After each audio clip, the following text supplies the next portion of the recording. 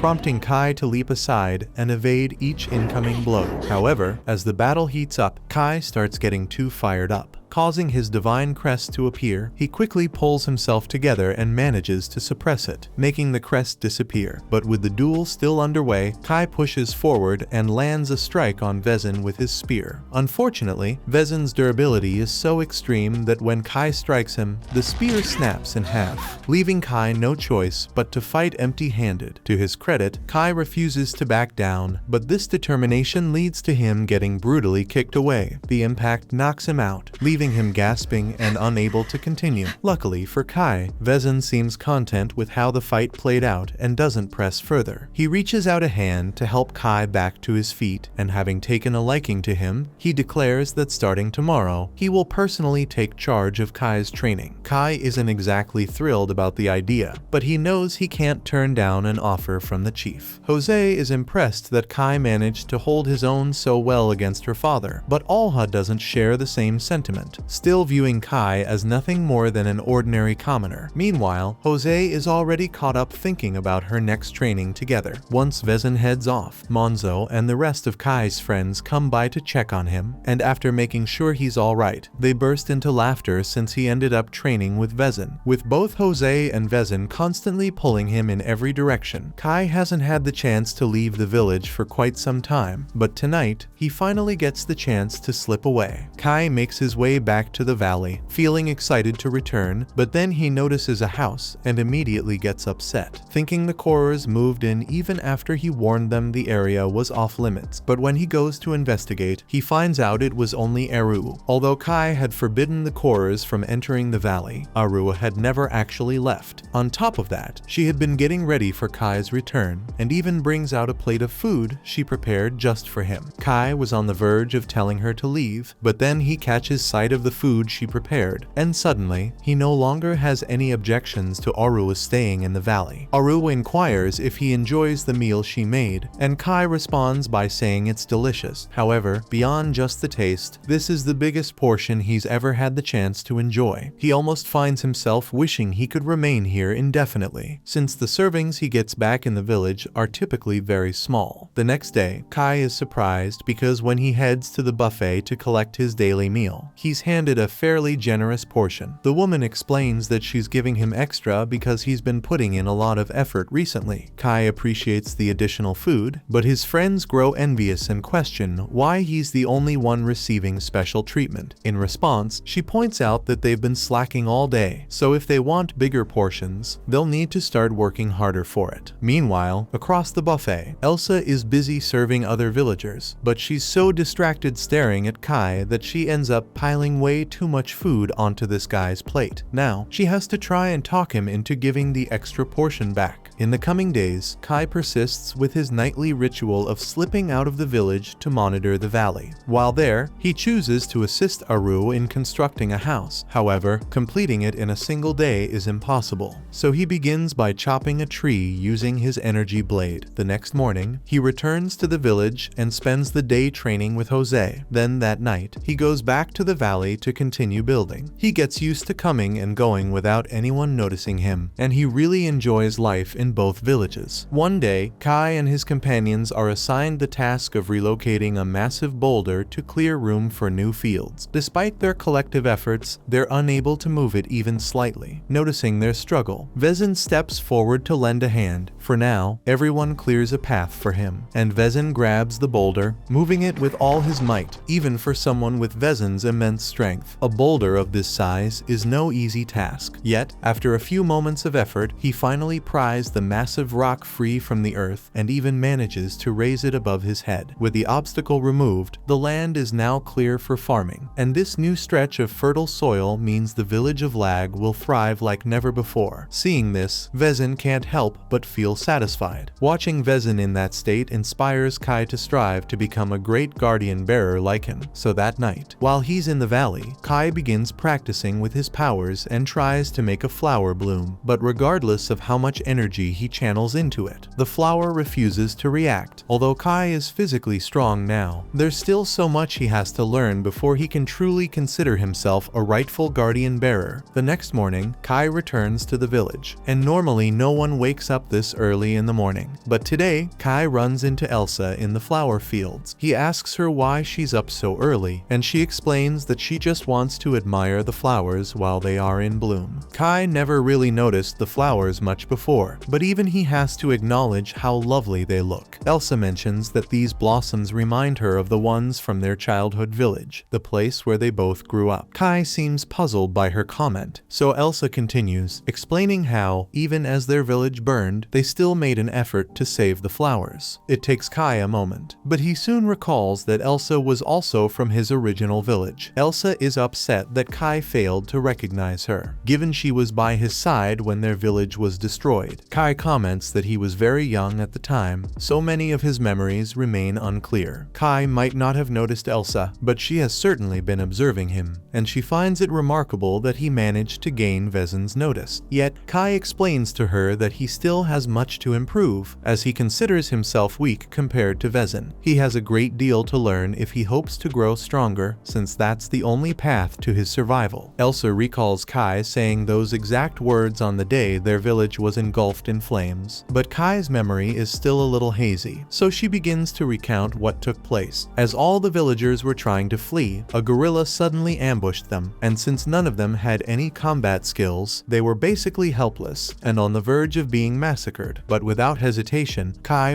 charged straight at the gorilla and grabbed hold of its leg. Naturally, Kai was far too weak to inflict any real damage on the gorilla, but his courage gave Vezin just enough time to show up and save them. While Kai felt relieved that Vezin had rescued everyone, he also couldn't help but feel frustrated by how little he was able to contribute, so he made a vow to do whatever it took to become stronger. Then again, that oath might not hold much weight, considering he had forgotten all about it. Elsa shares with him that it holds deep meaning for her, as on that day, even if it didn't seem so, Kai rescued all the villagers. In her view, he will forever remain a true hero. Meanwhile, deep within the forest, a fierce battle is raging between the gorillas and the orcs, with the orc general completely overpowering the fight. Even the gorilla guardian bearers were no match for him, and were instantly decapitated. With that, the orcs declared victory over the gorillas, claiming this territory as their own, and now, their sights are set on Kai's valley. However, at this moment, Kai remains completely oblivious to the danger that approaches. The valley remains unchanged, so Kai returns to the village, and the following morning, he's assigned to storehouse duty. As he's working, he spots a grain of wheat on the floor and starts thinking whether he could use it to make rice balls, since he's been eager to try them. At that moment, Elsa approaches him, having overheard Kai mention rice balls, and she asks if he can describe what they are. Kai isn't entirely sure how to explain it, but he believes they're supposed to be incredibly delicious, even though he's never had one himself. Shortly after, Manso enters and scolds Kai, telling him to stop talking to Elsa and get back to work since there are still plenty of bags left to move. Kai quickly apologizes and resumes carrying the bags, while Vezin urges everyone to speed up and stash the food sacks in the basement before the inspector arrives. Alha walks up to Vezin and questions whether hiding the food from the inspector is truly needed, but Vezin explains that with the village's food supplies running low, failing to conceal some of it would mean smaller rations for the villagers. Alha doesn't seem bothered. After all, a bit of hunger never killed anyone, but Vezin genuinely cares for his people and refuses to let anyone go hungry under his leadership. Kai and his friends don't know the full story, but they've heard that an inspector from the Central Plains is on his way, and they need to stash away some of their food before he arrives and takes everything. They've also heard that this inspector is a guardian bearer, even stronger than Vezin, but unlike Vezin, he doesn't use his power for anything honorable. A few hours pass. The inspector shows up, prompting the gate to be opened as Vezin steps forward to greet him. The inspector's first reaction is to grumble about how many demi-humans are around, explaining that he was attacked by a group of gorillas on his way here. He claims there were about 10 of them, but he was able to fend them off by himself, so he's fine. Jose finds that impressive. After all, it takes real strength to handle 10 gorillas solo, but when she finally meets him, she's far less impressed. Gandil is just a pipsqueak, and his very first act is to belittle Jose, calling her a frail woman. He doesn't stop there, he also mocks Alha, accusing him of being incompetent for failing to eliminate the demi-humans in the region. Neither of them dares to argue back. Moments later, another man steps through the village gate, prompting Vezin to ask if he's with Gandal's party, but that isn't the case. The stranger introduces himself as Nada, explaining that he was dispatched by the monastery of Maz. He merely took the same route as Gandal, which is why they showed up at the same time. time. Gandalf proceeds to examine the village storehouse, and his expression darkens. There's barely any grain inside. As a tax collector, he takes immense satisfaction in squeezing every last bit from small villages. So he turns to Vezin and demands to know if this pitiful amount is truly all the grain the village has saved. Vezin insists that he would never even think of hiding any part of their harvest and assures Gandalf that what he sees is all they have. He offers an excuse, claiming that the weather's been bad lately, which has ruined their recent crops. However, Gandalf chooses to use the weather as a convenient excuse to remain in the village for a while, clearly because he's feeling suspicious. Vezin has no option but to agree to Gandalf's request, even though it essentially means they'll be stuck footing the bill for all of Gandalf's extravagant demands. Jose isn't happy about it, but Vezin reminds her that there's nothing they can do. Gandalf is an official inspector, and opposing him is the same as defying the king. Later that day, Kai is passing through the village when he notices Nada kneeling by one of the graves, carefully tending to it. Kai thanks him for taking care of the burial sites, but Nada simply replies that it's his duty as a monk. He then mentions that he's heard the stories about Kai, how he gained incredible strength after consuming a massive amount of godstones. Nada reveals that the same thing happened to him during his training at the monastery, where he was required to eat large quantities of godstones, which ultimately made him far stronger. Kai shows interest and questions Nada about whether his strength matches that of the guardian bearers. Nada reveals his divine crest as evidence of his power. This leaves Kai even more astonished, as he hadn't realized Nada was a guardian bearer. However, Nada clarifies that this isn't true. While he does possess a divine crest, he never actually obtained divine protection. Kai is surprised, unaware that one could acquire a divine crest without a god's blessing. But Nada explains that through intense training and reaching a high enough level of strength, it's possible to awaken a divine crest naturally. As Kai and Nada continue their conversation, Gandalf is seated in the castle, presented with a feast, yet he remains unsatisfied. His server apologizes, explaining that this is the finest they can prepare given their limited supplies. However, Gandalf dismisses their concerns and insists on being given more, even if it means some villagers go hungry. Because of Gandalf's selfish demands, the portions for the villagers have been drastically reduced, leaving them frustrated. They long for the day he returns to the capital so they can resume their normal meals, but there's nothing they can do to make him leave. Meanwhile, inside Vezin's room, Nada is having a discussion with him about an important issue. A large group of orcs has been spotted, and this group is bigger than usual, which has Olha concerned that it could be the beginning of an invasion. Nada reassures him that there's no need to worry about a full-scale invasion, since the group isn't large enough to threaten the entire human kingdom, but it still poses a major danger. Because of that, Nada wants to go after the orcs. However, he admits he's unfamiliar with the region, so he asks if Vezin could provide some help. Vezin understands the situation and agrees to arrange for a few people to accompany Nada on his mission to track down the orcs. That night, Kai returns to the valley, bringing some unfortunate news for Arua. He has been selected to join the squad assisting Nada in hunting down the orcs that have been roaming the area, meaning he won't be able to come back to her until the mission is complete. While Aru understands, she can't help but fear that if Kai leaves, he might never make it back to the valley. Still, Kai reassures her, no matter what, he will return. After all, as the guardian bearer of this valley, protecting it is his responsibility. Kai then makes his way out of the valley to meet up with Porek. He tells him that he'll be tracking down a band of orcs that have appeared nearby, and Porek speculates they might be searching for the ones Kai took out a few days earlier. Kai agrees it's a possibility, but he isn't too concerned. He's ready to deal with whatever the orcs bring his way. The following morning, while Gandalf continues to lounge around, a squad is dispatched to pursue the orcs that Nada is searching for. Olha and Vezin observe the group as they head out, though Olha feels it wasn't the best decision to assign Jose to this mission. Under normal circumstances, Vezin would have chosen Olha, but he now has to deal with the guerrillas that allegedly attacked Gandalf on his journey here. On top of that, Kai is accompanying her, and since Vezin has faith in him, he's confident that Jose will be fine. At that moment, Elsa comes rushing out of the gate, eager to give something to Kai. She tried her hardest to recreate the rice balls Kai mentioned by using wheat, and she wants him to taste them. Kai expresses his gratitude for the kind gesture, and strangely, just looking at the rice balls makes him think of his mother, even though he's been an orphan his entire life in this world. world. Then, Manso calls out to Kai, urging him to get moving. So Kai thanks Elsa once more and tucks the wheat balls into his shirt to save for later. The group then heads out, and after traveling for a while, they come across a horrific scene. There are dozens of dead apes and orcs scattered all over the place, and Nada believes that the orcs they are chasing must have gotten in a fight with the gorillas. However, there are a lot more ape corpses than there are orcs, but it looks like the orcs won the battle. But Kai has no idea why the orcs would do something like this. Jose mentions to Kai that they might be after the same thing as Nada, since she overheard part of his conversation with Vezin and Alha the previous night. Though she didn't catch everything, just then, Nada approaches, and since both Kai and Jose are curious, he decides to explain. He reveals that he's here because of an ancient prophecy. The prophecy speaks of a mighty god destined to emerge in these lands, and Nada's mission is to locate this god and its gravestone before anyone else can seize it. Legend states that whichever race secures the god will gain unimaginable power, so he absolutely cannot let the demi-humans get to it first. Kai questions what sort of god they're dealing with, prompting Nada to explain it's an untamed spirit, bound by no one's will. Its power is beyond measure, and it doesn't distinguish between good or evil. As Nada speaks, Kai reflects on recent events in the valley, slowly realizing the god Nada seeks might actually be him, but he can't tell them about it. The group keeps moving forward, and after some time, they stumble upon a village that has been completely destroyed. Kai suspects the orcs may be responsible for the devastation, and it doesn't take long before he's convinced it was indeed their doing. Jose quickly dashes ahead, determined to assist any villagers who were attacked. Nada cautions her that it might be dangerous down there, but she insists she can't just stand by while people are in need. Once they arrive at the village, they discover that a lot of the homes have been destroyed, and there are a few dead Uzels on the floor over there. The Uzels are a quiet and peaceful species, so they aren't hostile towards humans, but whatever did this definitely was. Kai spots an orc axe on one of the fences, so everyone is immediately put on guard, and they tell Jose that they should get out of here before any more orcs show up. Still, Jose believes there's a chance some of the Uzels might have survived, so she refuses to leave until she's thoroughly searched the village for any remaining survivors. Nada agrees they should investigate the village as well, though his main interest lies in examining the local land god. With that in mind, Manso instructs Kai to accompany Nada while the others stay behind to protect Jose. As Jose and the others walk through the village, they discuss how strange this situation is. The village is completely empty, yet the damage to the buildings is minimal. Normally, orcs would cause much more destruction if they were going to attack a village like this. Just then, Jose notices some blood on the ground, and the trail leads over to a house, so she thinks there might be an injured Uzels inside. Meanwhile, Kai and Nada make their way into the village shrine to examine the gravestone of the local god. Since it's quite dark inside, Nada chooses to use his spiritual energy to produce some fire, but Kai quickly cautions him not to attract too much attention, as orcs could be nearby. Nada finds it odd how calm Kai remains, since most people would be shocked to witness someone conjure fire out of thin air. He starts to wonder if Kai has encountered a technique like this before, but Kai can't really admit that he too knows how to wield fire, so he simply says he heard about it in a story. Still, Nada doesn't seem entirely convinced. Back above ground, Jose approaches the house and calls out to whoever might be inside, assuring them she means no harm. But when she opens the door, all that greets her is the lifeless body of an orc.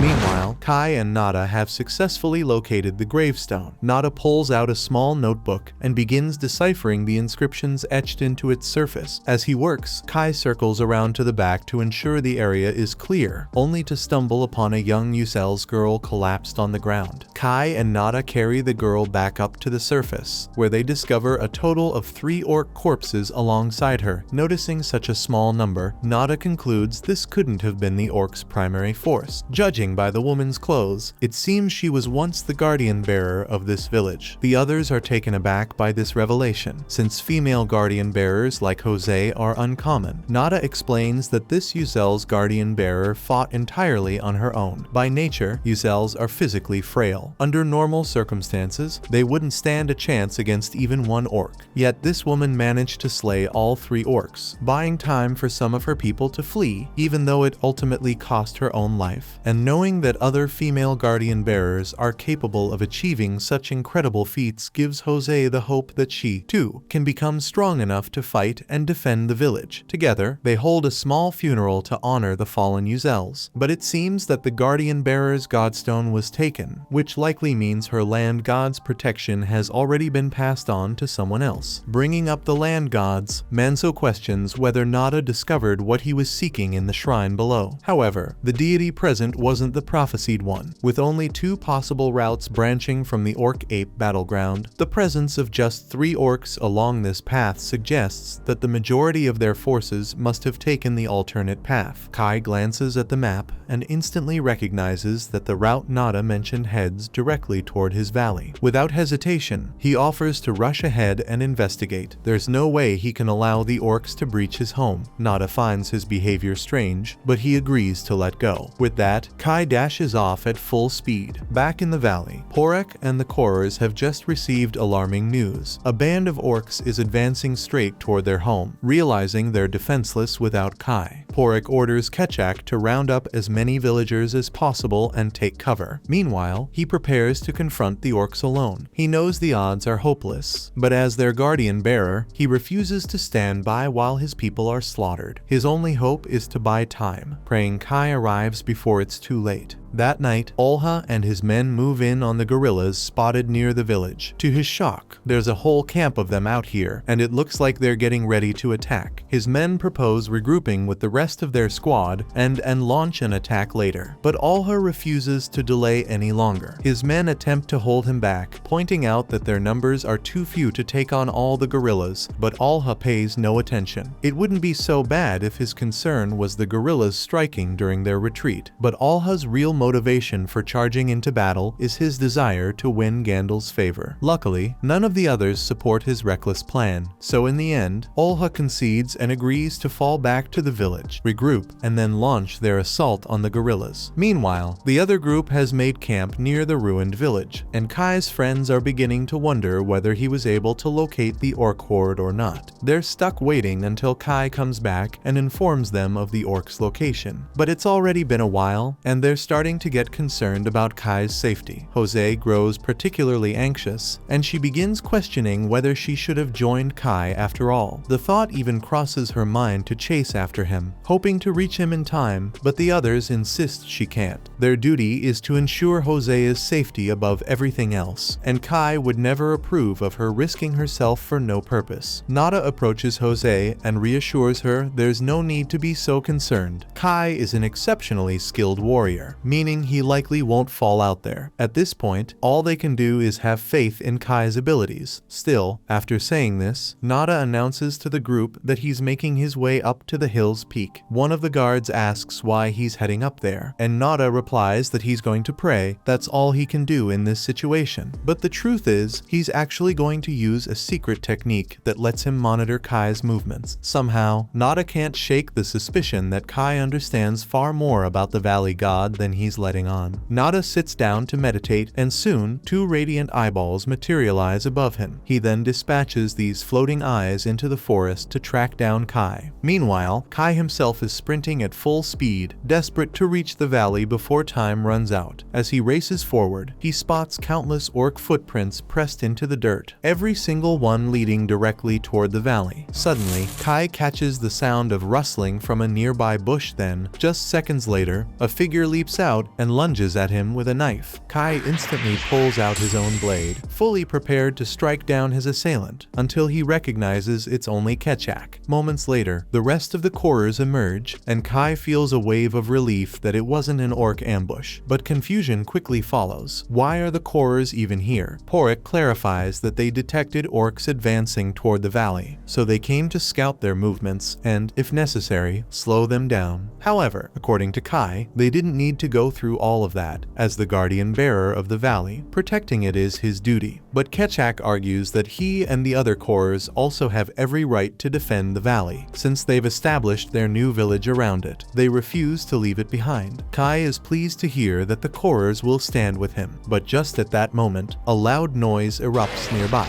Upon investigating, Kai discovers that the orc are indeed heading their way, and to make matters worse, the orc leader notices him, meaning he has no choice but to fight. While Kai is out there putting his life on the line, Gandalf remains in the village, squandering as much of the villagers' food as possible. He slams a plate onto the ground in a show of disrespect, then announces that as an inspector, they must all treat him with the highest level of respect, or else he'll have no choice but to doubt their loyalty to the king. Elsa kneels down to pick up the pieces of the plate Gandalf shattered, but as she does, Gandalf takes a proper look at her and notices just how beautiful she is. Curious, he asks for her name. She is puzzled by Gandalf suddenly speaking to her, but she answers anyway, telling him that her name is Elsa. Gandalf then orders her to pour him a drink. She can see exactly where this is headed, and honestly, the expression on Gandalf's face makes her sick, but given his position, refusing a direct command from him isn't an option, so she's left unsure how to handle the situation. Luckily, Adelia intervenes, sliding a fresh plate of food onto Gandalf's table to divert his attention away from Elsa. She pours his drink herself, cutting off any chance for him to demand it from Elsa. Even Gandalf seems caught off guard by how smoothly he's been shut down. Later, Elsa thanks Adelia for stepping in, but Adelia brushes it off, insisting it was nothing. Abruptly, Olha and Basco return, and Olha is visibly furious that he missed the opportunity to battle the gorillas, so he shouts for someone to summon his father, urging him to assemble a bigger squad to confront them. Meanwhile, Kai's situation unfolds. An orc charges after him, but as it swings its weapon, Kai whirls around and drives his blade straight through its chest. Unfortunately, while Kai was distracted, another orc attempts to ambush him from behind. Just before the attack lands, Ketchak intercepts, burying his weapon in the orc's neck. At this point, they've eliminated a significant number of the orc forces, forcing the remaining soldiers to reconsider their assault. But then, their leader appears, moving with calm as he positions himself at the front. He then reveals his divine crest, locking eyes with Kai in a clear display of intimidation. Though Kai sees nothing particularly remarkable about it, Porek immediately identifies the crest as belonging to one of the Rigdaros. Confused, Kai admits he doesn't understand what Rigdaros means, prompting Porek to explain. Among Orkind, there exist 6 extraordinary warriors, each blessed by mighty land gods. These elite fighters are known as the Rigdaros, and their power far surpasses that of any ordinary guardian bearer. Kai shouts a warning for the others to keep their distance. He'll need to unleash his full strength to take down the orc leader. Nearby, Nada watches everything unfold. He already had his doubts, but now, after catching sight of Kai's divine crest, it's unmistakable proof. Kai is the one he's been searching for all along. The orc facing Kai is called a Durakan, and he's fluent in the human tongue. He mentions how unexpected it is that Kai's predecessor has fallen. There hadn't been any recent rumors about the Valley God, making him hard to find. But then, one of his warriors was defeated in this area, so he chose to follow the trail, and just as he expected, it brought him straight to the new Valley God. The Valley God speaks to Kai, commanding him to kill the orc, but Kai was already intending to do just that. Without hesitation, he rushes forward and attempts to stab a Durakan, only for the orc to block the attack and counter, forcing Kai to leap back to evade the strike. Kai tries to thrust his blade into a Durakan once more, but this time, the orc effortlessly knocks him aside and mocks him, calling him weak. Kai quickly figures out that a direct confrontation with a Durakan won't work, so he shifts tactics by diving between a Durakan's legs and attempting to stab him from behind. Although the angle is perfect, a Durakan's skin proves far too tough to penetrate, causing Kai's spear to break. Still, Kai isn't out of moves. Just as a Durakan launches an attack, Kai drops low and drives the broken spear tip straight into a Durakan's side with a swift kick. At last, this manages to hurt the orc, and the Corers are thrilled because Kai could really pull off a victory here. Yet, to everyone's shock, a Durakan's injury heals in an instant. The moment he stands back up, he slams Kai down without hesitation. Ketchak wonders if every guardian bearer can do something like that, but Porek explains that what a Durakan just did is far from ordinary. In fact, he's beginning to fear that a Durakan might be immortal. A Durakan raises Kai into the air as the other orcs erupt in cheers, mocking him as a pitiful imitation of a god. Kai tries to break free, but with a Durakan's hand wrapped tightly around his throat. A Durakan tells him that he's going to take great pleasure in destroying everything Kai holds dear. Once he's finished with Kai, he plans to storm the valley and slatter everyone in it, but Kai won't let things end that way. Summoning every ounce of strength he has left, he grabs hold of a Durakan's arm and unleashes a burst of fire. The pain forces a Durakan to hurl Kai to the ground. Kai quickly gets back on his feet, ready to keep fighting, and it's clear the flames are having a solid effect on a Durakan, so Kai intensifies the attack, launching an even greater wave of fire at him. But this time, the flames don't touch a Durakan. He charges straight through the fire and kicks Kai back with brutal force. The others are stunned. How could he have walked through that inferno unharmed? A Durakan smiles and reveals that his god spirit shields him at all times. His divine power lets him heal from or outright negate any attack he comprehends. And now that he's seen Kai's fire trick, it's useless against him. Kai is nearly out of both options and weapons, so he draws his knife and braces himself in a defensive stance. The problem is, he has no clue what move to make next. Physical strikes are completely ineffective, and magic isn't doing much against a Durakan anymore. So all Kai can do now is hope for a miracle. He attempts to stab a Durakan in the side, but the blade breaks the moment it makes contact, leaving Kai with nothing left to try. A Durakan then strikes him down, sending Kai crashing to the ground, and it's starting to seem like he's lost the will to keep fighting. The Korers are deeply concerned, realizing that a Durakan's blessing is far too powerful for Kai to counter. Meanwhile, Nada is worried that if Kai falls here, the power of the Valley God will end up in the hands of the demi-humans. A Durakan gazes down at Kai, calling him a disgrace. Kai's mind races, desperately searching for a solution, knowing that if things continue this way, the valley and everyone inside it will be wiped out. Then, in that moment, Kai notices the rice balls Elsa prepared for him. The sight of those rice balls sparks a memory of all the extraordinary knowledge he holds. He suddenly remembers that he has one more trick up his sleeve, and it's all thanks to Elsa's gift. A Durakan stands over Kai and mockingly asks if he is ready to accept his fate, but Kai is simply planning out his attack. The power of a Durakan's god allows him to nullify the damage of any attack that he understands, but that only applies to things that people know about in this world. Kai isn't entirely sure about all these atoms and molecules flashing through his mind, but one thing is clear: neither a Durakan nor his so-called god has ever encountered them before. That means there's no way a Durakan could counter an attack from Kai's energy blade. Just as a Durakan raises his axe ready to smash Kai's skull, Kai dashes straight at him. Before a Durakan can even register what's going on, Kai slashes through the space between a Durakan's atoms with his energy blade, cutting his arm clean off. A Durakan is stunned, unable to comprehend what just happened, and the Korers are equally confused. They were certain that a Durakan's blessing made him invulnerable, but it's obvious he just lost an arm, meaning Kai must have taken a completely different approach. A Durakan can't accept that he's being defeated, so he lunges at Kai once more, but that turns out to be a terrible mistake. Kai cuts him across the chest, and within moments, a Durakan collapses to the ground,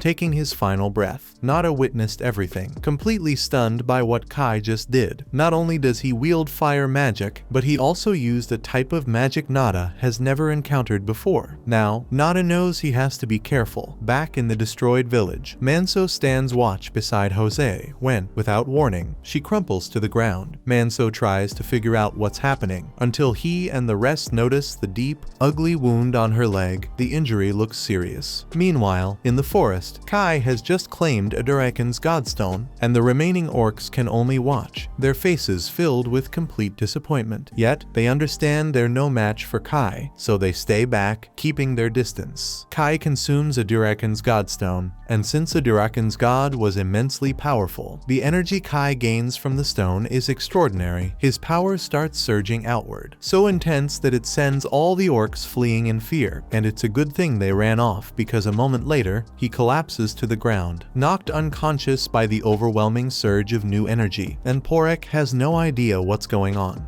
After some time, Kai regains consciousness, but he can't recall much of what took place.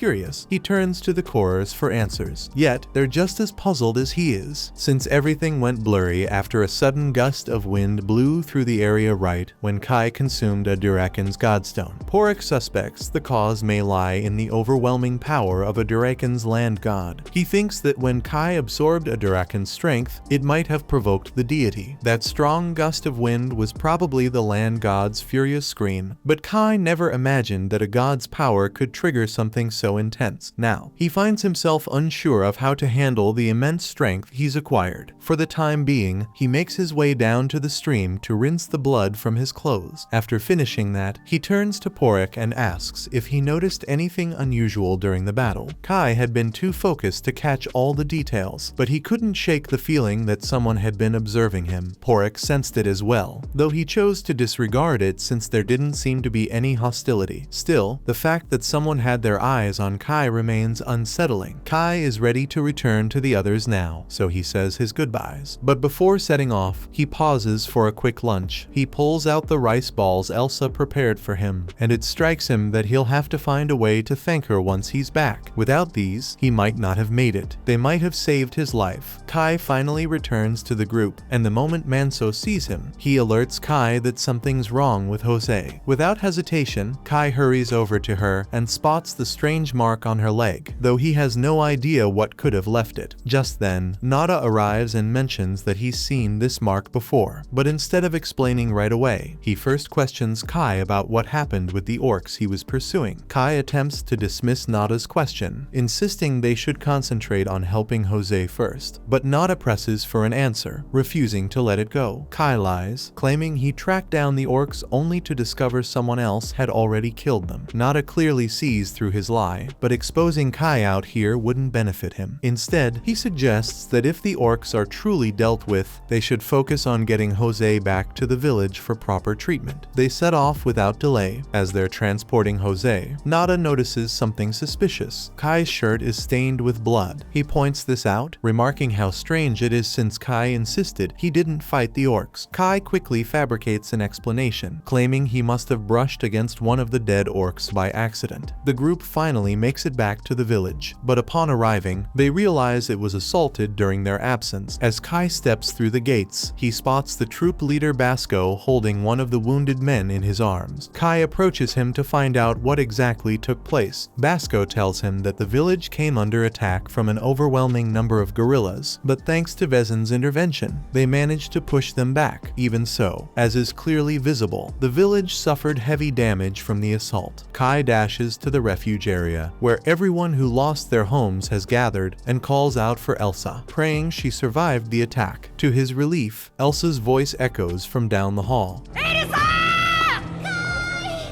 She's still alive, and Kai is overjoyed to see her safe and sound. Meanwhile, the group takes Jose to Vezin, who is stunned to see that even Jose has been afflicted. He explains that Alha is showing the same symptoms and admits he understands the cause behind it. At the same time, a scouting party was dispatched to gather information on the guerrillas. To their terror, they find that the guerrillas have summoned reinforcements and are getting ready to launch another assault. Meanwhile, in the village, Kai assists Elsa in tending to the injured villagers, still struggling to accept how severely the village was destroyed. When the attack first began, Elsa had fled here with her mother and younger sister. She had been terrified, but just remembering Kai's face gave her a sense of safety. The moment Elsa says this, Grandma realizes she and Kai are about to share a special moment, so she quietly slips away. Kai turns to Elsa and begins to express his gratitude for the rice balls she prepared for him. However, before he can finish speaking, Manso suddenly appears and informs him that Vezin needs to see him right away. Kai makes his way to Vezin's office to deliver his mission report. Vezin expresses relief that the orcs have been neutralized as a threat, though he reminds Kai that the guerrilla problem still remains. Kai inquires about Jose and Alha's condition. Vezin explains that the guerrillas have cursed the land gods bound to Jose and Alha. It was a calculated move to eliminate the village's most powerful defenders. He adds that according to their earlier earlier reconnaissance. The guerrillas appear to be mobilizing for another assault soon. Nada explains to Vezin that once the curse is removed, they'll regain their ability to fight. Because of this, he requests Kai to join him in breaking the curse. The reason he specifically chooses Kai is his strong belief in Kai's power. Vezin, too, has confidence in Kai, so he gives him his blessings and informs him that his journey will take him to Elg, to Alha's god, and then to Edda, to Hosea's god. The fate of Lag village depends entirely on the success of this mission, but Vezin is putting his trust in Kai, and for Hosea's sake, Kai vows to give it everything he's got. He and Nada then step out of Vezin's office, but as they make their way down the stairs, they hear Gandalf shouting. Even in the middle of this crisis, Kai can't help but wish Gandalf would actually contribute, especially since he's a guardian bearer, but considering how useless Gandalf tends to be, Nada doubts he'll be any help at all. In any case, Nada has a few things to get ready for the journey, so he tells Kai to meet him at the North Gate once he's prepared. Meanwhile, Kai pays Elsa a visit and at last expresses his gratitude for the rice balls she prepared. Elsa is happy that the meal supported Kai during his mission, but he informs her he must set off on another journey today. Still, he reassures her that he'll return as quickly as he can, and when he does, he vows to take Elsa to a truly special place. Elsa takes Kai's hands and tells him she'll eagerly await his return. Yet, as Kai walks away, she can't help but already feel his absence. Kai finally reunites with Nada at the North Gate, where Nada appears to have been given a bag by Vezin to aid in breaking the curse. Meanwhile, Hosea and Alha continue to suffer greatly from the curse's effects. After a few hours, Kai and Nada have just reached the village of Elg, where the land god of Alha is located. If the guerrillas deliberately went through the trouble of cursing the gravestone in this place, they must be keeping watch to prevent anyone from lifting the curse. Nada announces that he'll scout ahead and immediately activates his surveillance technique. Kai realizes it's the same presence he detected during his fight with the Durekan. Nada explains that this power is known as 100 Eyes, a secret art he mastered at the monastery, granting him the ability to observe anything, no matter the distance. After scanning the area, Nada reports that just 5 guerrillas are stationed at the gravestone, meaning the 2 of them should have no trouble dealing with them. The moment they reach the gravestone, Kai leaps into action, slashing one guerrilla's throat before driving his blade into 2 more. He then moves to support Nada, only to find his companion more than capable of holding his own in battle. Kai is surprised by Nada's impressive skill, but in the heat of combat, he doesn't notice that his divine crest has been exposed. However, Nada had already suspected its existence, and seeing it, he drops to one knee. He pleads with Kai to wield the power of the savage god for the sake of the unified kingdom of men. Kai tells Nada there is no need for him to bow his head, but Kai really doesn't want to talk about this right now, so he says they should take care of the curse on Alha's land god. Nada agrees to drop the topic for now, so he begins cleaning up the gravestone while Kai stands guard. As Nada cleans up, he elaborates to Kai on why the unified kingdom desperately requires a new, mighty god. It isn't merely about strengthening the realm. The human kingdom is actually in steady decline year after year, and the root of this decay lies with figures like Gandalf. The kingdom's most formidable guardian bearers have grown corrupted by their own authority and the comforts it affords them. In their complacency, they've neglected their sacred responsibilities, and this negligence has gravely weakened the gods who uphold the king's reign. Without intervention, Nada warns, this downward spiral will only worsen. Nada explains that if the kingdom were still as strong as it once was, then reinforcements could have been deployed to assist during disasters like this. But with things as they are now, the number of tragedies will continue to rise year after year, because their current roster of gods can't support the king anymore. That's why Nada has been looking for a new god to strengthen the kingdom, even if it means tearing down the current hierarchy. Nada starts performing the curse-breaking ritual, prompting Kai to ask about the liquid he's pouring over the gravestone. Nada clarifies that the deity of Elg village serves the Lag's god, meaning Vezin's blood, as the guardian bearer, can neutralize the curse. Once the blood fully absorbs into the stone, Nada announces the ritual's success. Now, he says, they must hurry to Ida village to repeat the process and free Jose from his affliction. As the journey continues, Nada launches into another speech about the shifting state of the world. He highlights how the guerrillas, in their desperation, were even ready to undermine the land gods and throw the land into chaos just to secure victory. Kai questions what Nada means by desperate. Nada then clarifies, based on his research, that the gorilla nation is confronting a massive threat, one so severe it might drive them from their homeland. That's why they're invading human territory, to seek a new place to settle. It's the same with the orcs that Kai killed yesterday because they were looking for a new god in order to face the being that is threatening them in the north. With all the changes happening, Nada is worried that the kingdom of humans might be destroyed as a result, so he asks Kai to lend the power of his god to the kingdom of humans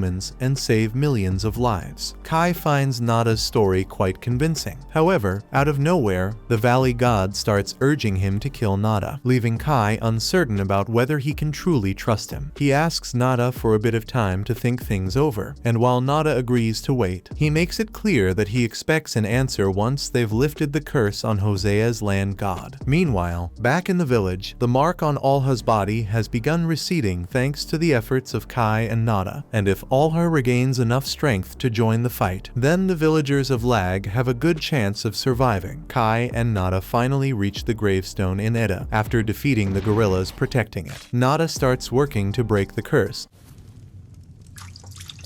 Meanwhile, Kai steps outside for a walk, reflecting on the power he now holds. He's been unsure about how to use it. If it's for a noble purpose, like saving lives, perhaps that's the right path. Still, he can't figure out why the Valley God was so furious with Nada. At that moment, Nada steps outside and questions whether Kai has reached a decision yet, but Kai remains uncertain. Nada attempts to convince him, explaining that by joining the kingdom's mausoleum, he would earn the God King's favor, and with it, a tremendous boost in power, enough that rescuing the people of Lag would be effortless, especially those Kai holds dear, like Elsa. That makes sense. But Kai also feels responsible for people beyond the village, including the Korers, who have sworn their loyalty to him. Yet Nada insists that he must leave the Korers behind. Kai demands an explanation. Nada then clarifies, the kingdom's mausoleum refuses to accept lowly demi-humans, regardless of their peaceful nature. Humans stand above all, and mingling with other species is simply unthinkable. Kai insists that the Korers are anything but lowly, but Nada brushes off his words. Instead, he urges Kai to dedicate his power solely to humanity, no one else. But if those are the kingdom's conditions, Kai declares he has no choice but to decline. As a guardian bearer, his duty is to defend his land god and all who dwell within its domain. Abandoning the Korers is simply not an option. Nada questions whether anything might sway Kai's decision,